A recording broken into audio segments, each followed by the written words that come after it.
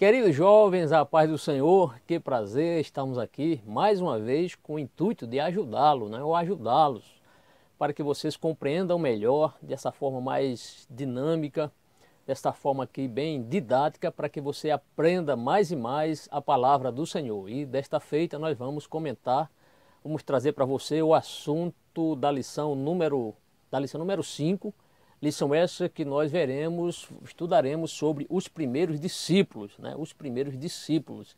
Então todos são bem-vindos em nome do Senhor Jesus. Vamos à nossa lição? Vamos lá? Texto do dia. E disse-lhes: Vinde após mim, e eu vos farei pescadores de homens. Síntese. O chamado de Jesus e a afirmação de que a seara é grande e os ceifeiros são poucos continuam atuais. Objetivos. Primeiro, mostrar como se deu o chamado dos primeiros discípulos. Segundo, apresentar o discipulado como estratégia de crescimento. E terceiro, discutir a eficácia do ensino do mestre. Texto bíblico.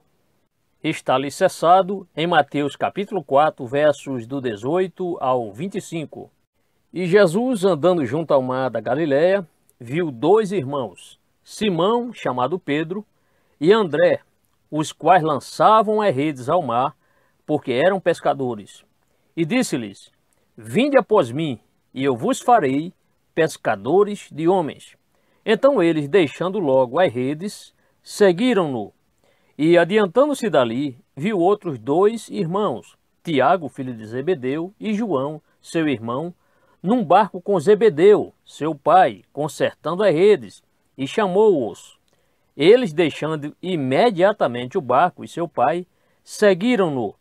E percorria Jesus toda a Galileia, ensinando nas suas sinagogas e pregando o evangelho do reino, e curando todas as enfermidades e moléstias entre o povo, e a sua fama correu por toda a Síria, e traziam-lhe todos os que padeciam acometidos de várias enfermidades e tormentos, os endemoniados, os lunáticos e os paralíticos, e ele os curava.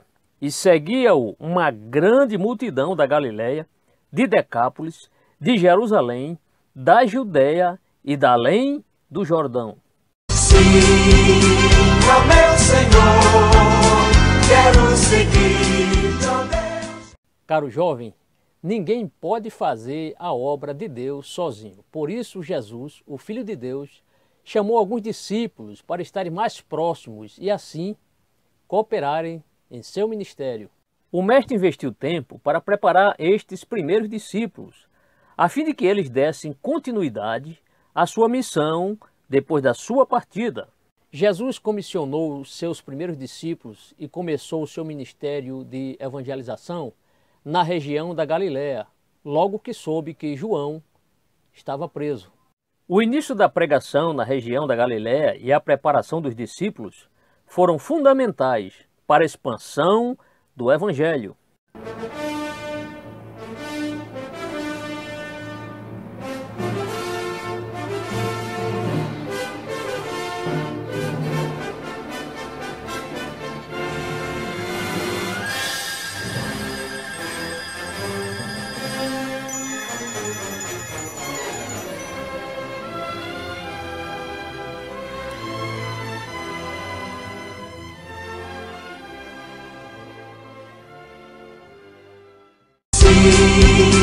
Ó meu Senhor, quero seguir teu Deus.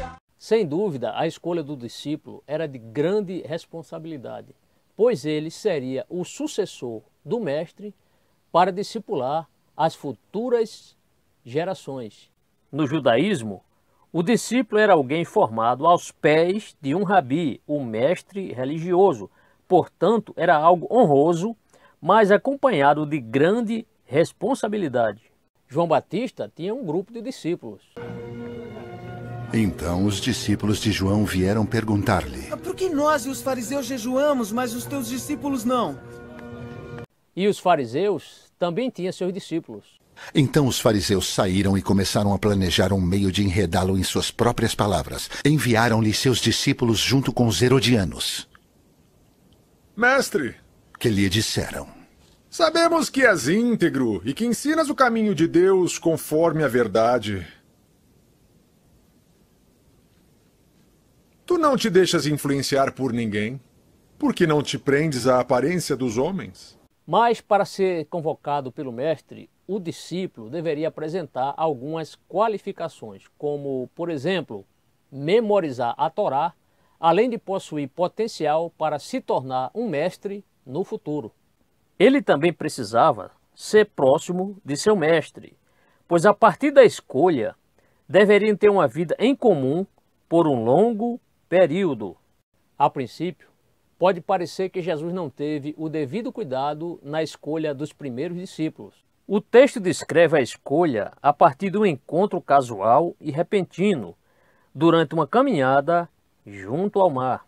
Por isso, há necessidade de analisar esta narrativa de Mateus com os demais evangelhos, pois as informações se complementam. Cada um dos evangelistas teve o seu objetivo na hora de escrever os evangelhos, com destinatários específicos e informações que seguiam também as necessidades específicas. Quando o chamado dos primeiros discípulos é analisado com os outros evangelhos, é possível perceber que Jesus os conhecia antes de chamá-los e os preparou depois da chamada. Diferente do que aparenta a leitura isolada de Mateus, João nos dá mais detalhes a este respeito, conforme podemos ver em João capítulo 1, verso 35 ao 56. No dia seguinte, João estava outra vez ali, e 2 dos seus discípulos. E vendo passar a Jesus, disse: Eis o Cordeiro de Deus. E os 2 discípulos ouviram-no dizer isto e seguiram a Jesus.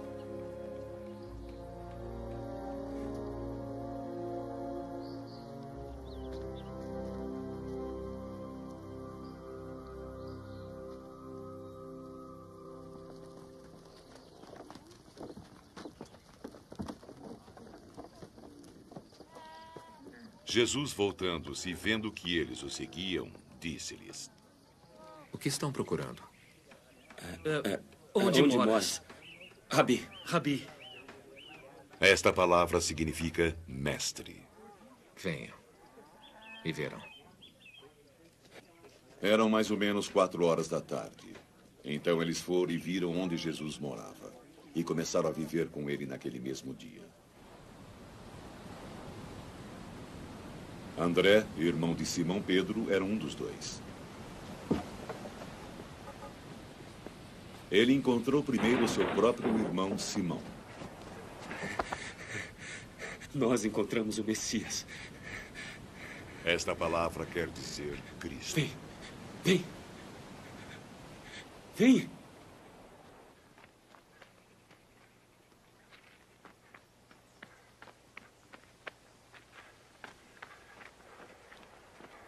André levou Simão até Jesus.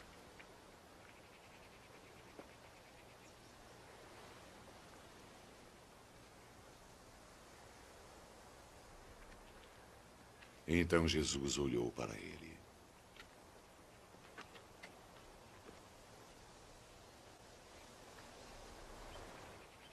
Você é Simão, filho de João.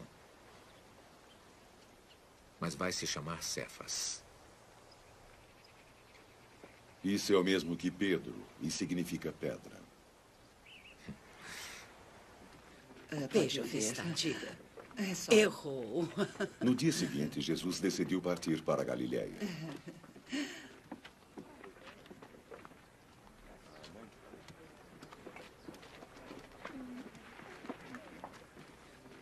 Encontrou Filipe. E Jesus disse a ele: Venha comigo. Filipe era de Betsaída, cidade de André e Pedro.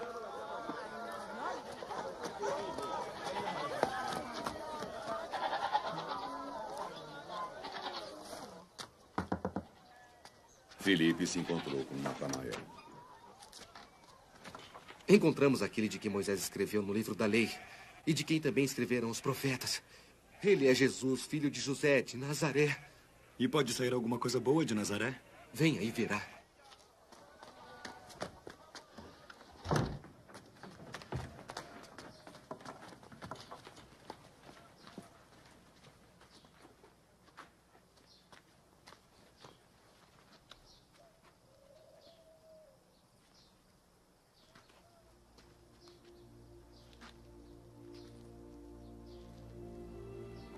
Jesus viu Natanael aproximar-se e comentou: Eis aí um israelita verdadeiro. Não há nada de falso nele. De onde me conheces? Eu o vi quando estava debaixo da figueira antes que Filipe o chamasse.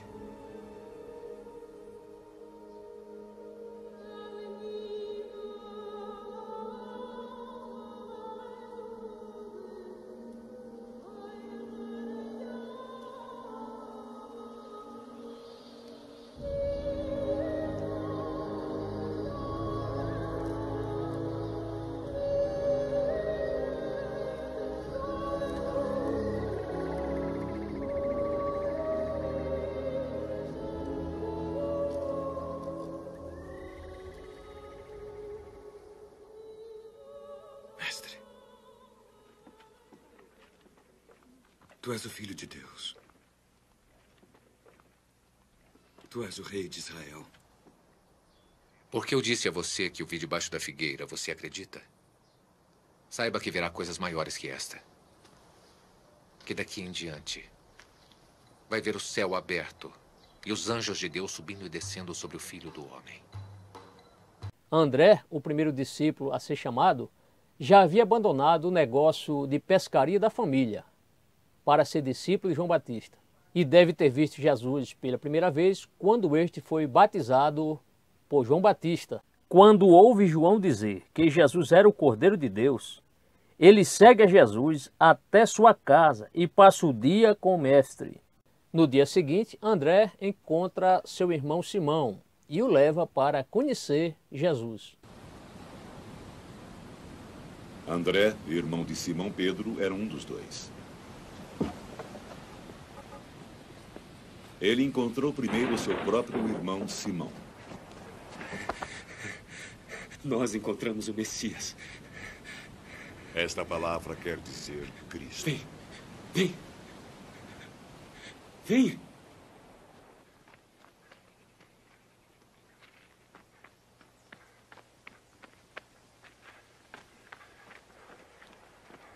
André levou Simão até Jesus.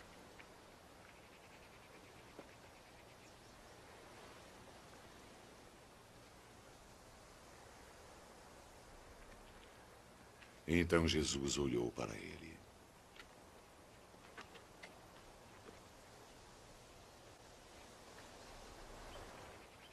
Você é Simão, filho de João. Mas vai se chamar Cefas. Isso é o mesmo que Pedro e significa pedra. No outro dia, Jesus também chama Felipe, que também traz mais um discípulo, Natanael. Os novos amigos e discípulos de Jesus permanecem juntos durante vários dias. Depois disto, desceu a Cafarnaum ele e sua mãe e seus irmãos e seus discípulos, e ficaram ali não muitos dias. O lugar onde ocorreu o chamado dos primeiros discípulos é motivo de controvérsia entre alguns estudiosos dos evangelhos, pois a narrativa dos evangelhos pode dar impressões diferentes. Agora, segundo João, parece que eles foram chamados na Judéia, onde João pregava. Mas, de acordo com Mateus, o local definido é a Galileia. Os comentaristas geralmente falam de duas chamadas. A primeira na Judéia e a segunda e definitiva pouco depois na Galileia, quando Jesus iniciou seu ministério após saber da prisão de João Batista. O que caracteriza um verdadeiro discípulo de Jesus? É a sua disposição para segui-lo, independente das circunstâncias. A chamada dos discípulos e a resposta imediata deles mostram como se dá a verdadeira conversão. O chamado de Jesus falou mais forte do que os projetos pessoais e familiares daquele grupo de homens. Mateus mostra que os discípulos abandonaram suas profissões para seguir a Jesus. Porém, eles não abandonaram seus familiares por completo. Entrando Jesus na casa de Pedro, viu a sogra deste de cama com febre. Tomando-a pela mão, a febre a deixou. E ela se levantou e começou a servi-lo. A mãe de Tiago e João até lhe fez um pedido. Então aproximou-se de Jesus a mãe dos filhos de Zebedeu com seus filhos, e prostrando-se, fez-lhe um pedido. Mas uma coisa é certa, todas as pessoas que se propõem seguir a Jesus terão que fazer algum tipo de renúncia e mudar o estilo de vida. Pense. Os discípulos de Jesus tiveram que fazer algum tipo de renúncia para seguir a Jesus. Jovem, o que você tem renunciado por Cristo? Ponto importante. O chamado para o exercício do ministério é para pessoas ocupadas e que estejam dispostas a seguir Jesus, independente das circunstâncias.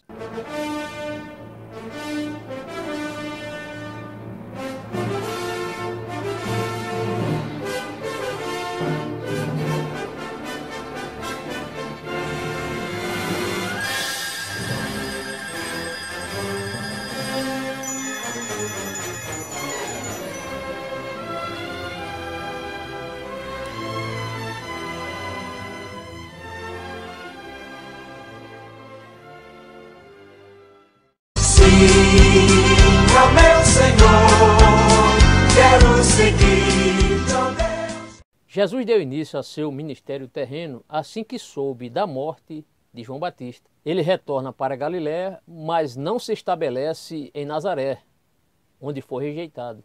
E, levantando-se, o expulsaram da cidade e o levaram até o cume do monte em que a cidade deles estava edificada, para ali o precipitarem. Jesus se muda para Cafarnaum, uma cidade marítima, na região de Zebulon e Naftali. Saindo de Nazaré, foi viver em Cafarnaum, que ficava junto ao mar, na região de Zebulun e Naftali. Mateus fez questão de enfatizar que ele não fez isso por acaso, mas para que se cumprissem as Escrituras.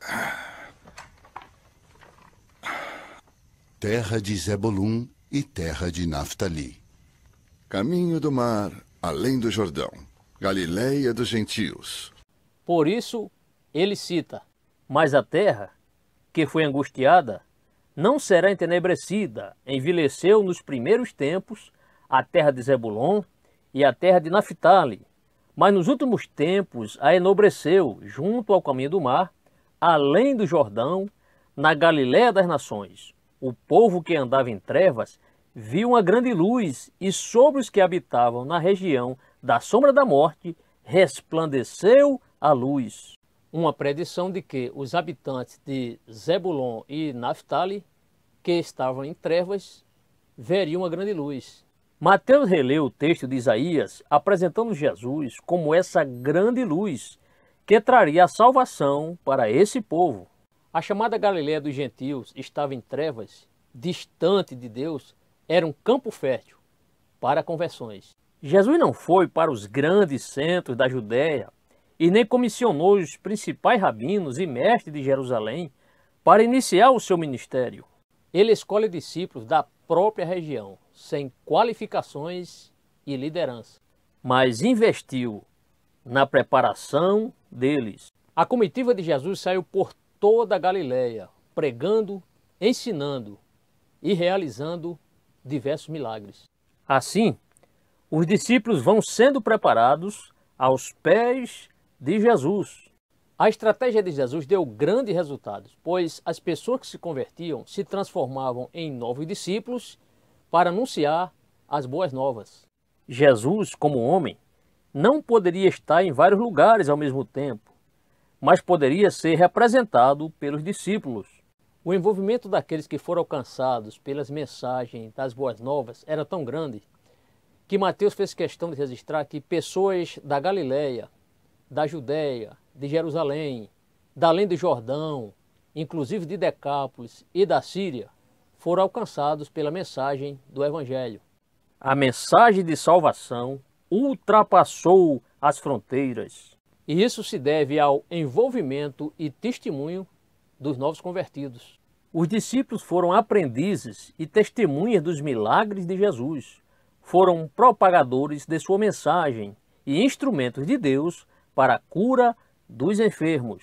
A expansão do reino de Deus se deu com pessoas simples, porém testemunhas do poder de Deus na vida de Jesus. Eles propagavam com eficácia a mensagem e os feitos de Jesus nas ruas, casas e comércio, de tal forma que milhares de pessoas se convertiam e a cada dia aumentava o grupo de discípulos. Infelizmente, ainda hoje, algumas pessoas pensam que a responsabilidade pela propagação do Evangelho é somente dos líderes e pregadores. Muitos estão acomodados com a rotina de atividade dentro dos templos. Lamentavelmente, a evangelização deixou de ser prioridade para alguns. Jesus disse que veio para os doentes e não para os sãos. A igreja deve atuar como um hospital, um lugar para acolher os enfermos. Mas para isso, precisa de pessoas capacitadas e preparadas para receber e tratá-los adequadamente. A conversão é uma obra espiritual realizada pelo Espírito Santo, mas fazer discípulos é responsabilidade de cada cristão. Essa era a estratégia de Jesus. As pessoas que ouviam e testemunhavam do poder de Deus eram estimuladas a propagar as boas novas em todos os lugares, de forma simples e objetiva. Com isso, as conversões cresciam cada dia por meio do discipulado. A tarefa da igreja somente estará completa quando o novo crente for integrado à vida da igreja e for capacitado para fazer novos discípulos. Veja o que disse Paulo sobre essa tarefa. E o que de mim, entre muitas testemunhas, ouviste, confia-o a homens fiéis, que sejam idôneos para também ensinarem os outros. Pense.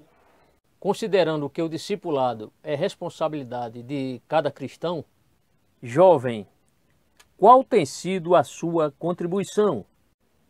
Ponto importante. Desde o início da igreja, o discipulado tem sido a melhor estratégia, pois desenvolve tanto o discipulando como o discipulador.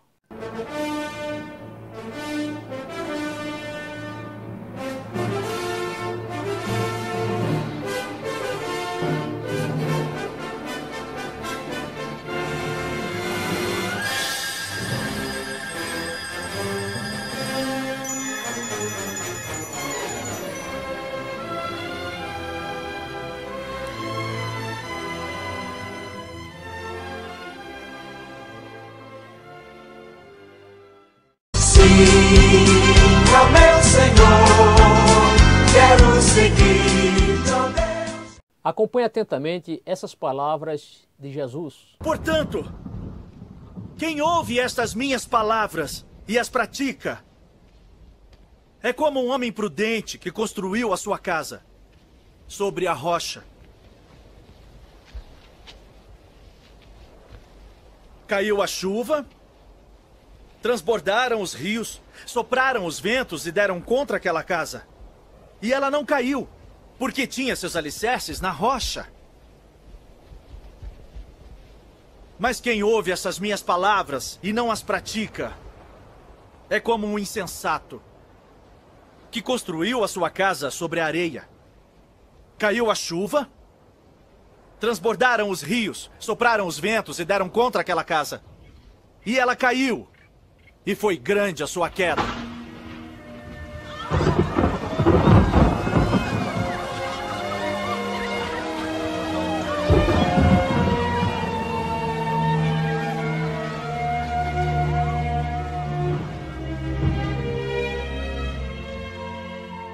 Quando Jesus acabou de dizer essas coisas, as multidões estavam maravilhadas com o seu ensino, porque ele as ensinava como quem tem autoridade e não como os mestres da lei.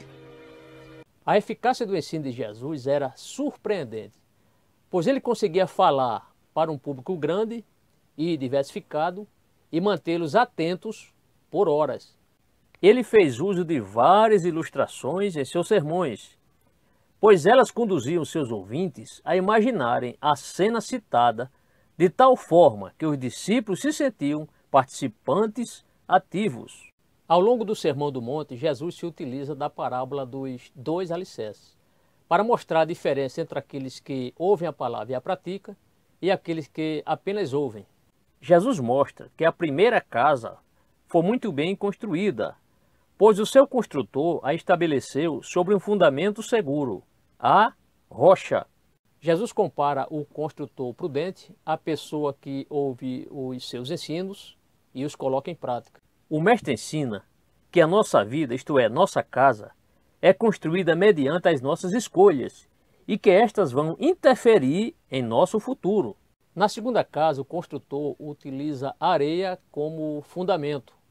E tal ilustração chama a atenção para as práticas dos fariseus, escribas e os religiosos que viviam a espiritualidade superficial e hipócrita.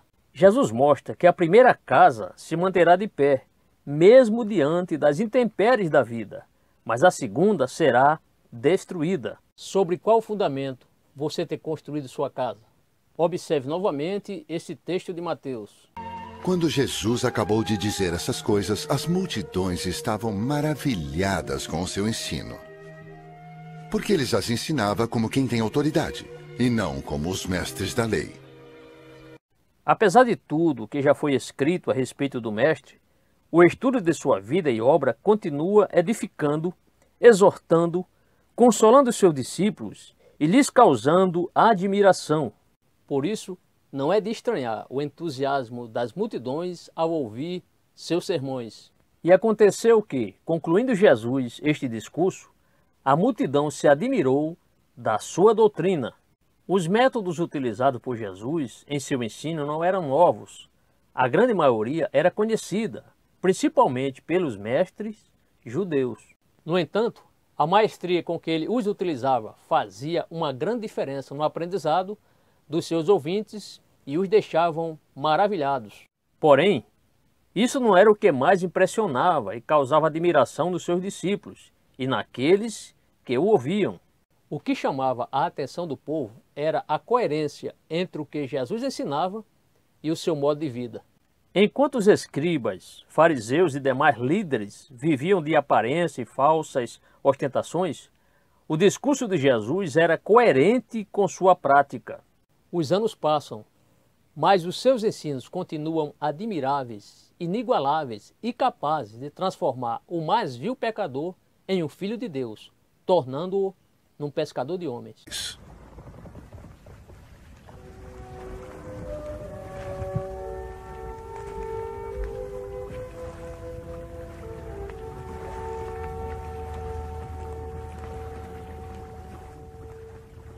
Sigam-me.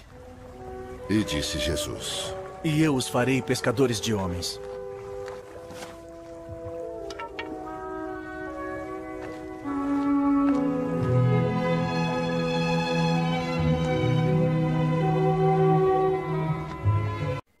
Pense. Jovem, sobre qual dos fundamentos citados por Jesus, rocha ou areia, você está construindo sua casa? Ponto importante. Jesus, com sua metodologia de ensino e com sua autoridade, fazia com que multidões o ouvissem voluntariamente e por horas.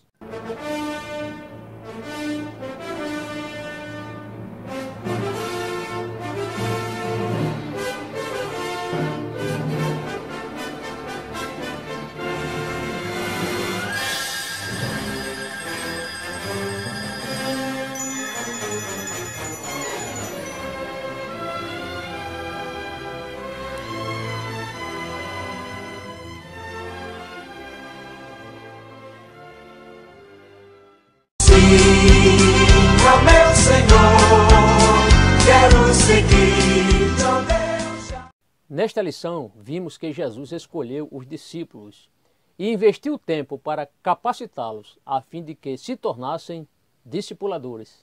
Isso exigiu deles renúncias pessoais, profissionais e até mesmo familiares. Aprendemos também que o modelo de discipulado de Jesus continua atual e eficiente para o crescimento da igreja na atualidade. Hora da revisão. Segunda lição, qual foi o local do chamado dos discípulos? De acordo com Mateus, o local definido é a Galiléia. Muito bem, mas o que caracteriza um verdadeiro discípulo de Jesus? É a sua disposição para segui-lo independente das circunstâncias. Perfeito. De acordo com a lição, quando Jesus iniciou o seu ministério terreno? Jesus deu início ao seu ministério terreno assim que soube da morte de João. Ok, jovem. A estratégia do discipulado de Jesus continua atualizada? Sim, ainda hoje temos a responsabilidade de fazer discípulos. Parabéns pela resposta. De quem é a responsabilidade de fazer discípulo? De todos os crentes. Bem, meus irmãos, só resta aqui agradecer a atenção de cada um dos irmãos, cada um de vocês, seja você um aluno, seja você professor da classe dos jovens, que Deus lhe abençoe. Obrigado por estar nos assistindo e certamente você aprendeu aqui muitas coisas. Coloque em prática os ensinamentos, saiba que você também foi chamado por Jesus, convocado para você pregar o Evangelho. Então, no meio, no âmbito do seu universo de jovens, seja na faculdade, no colégio, onde você estiver, fale sempre de Jesus. Você também foi chamado. Olhe, você com certeza foi chamado para uma grande missão. Obrigado por nos assistir. Compartilhe, né? Se possível, compartilhe nas redes sociais, com seus colegas, com seus irmãos em Cristo. Certamente algum jovem ainda não tomou conhecimento do nosso canal. A minha finalidade aqui é essa, é lhe ajudar, procurar lhe ajudar, é trazer todo o conteúdo da lição dessa forma, tá certo? Eu espero ter atingido os nossos objetivos. Obrigado, sou o Carente das Orações, até a próxima videoaula. Deus lhe abençoe.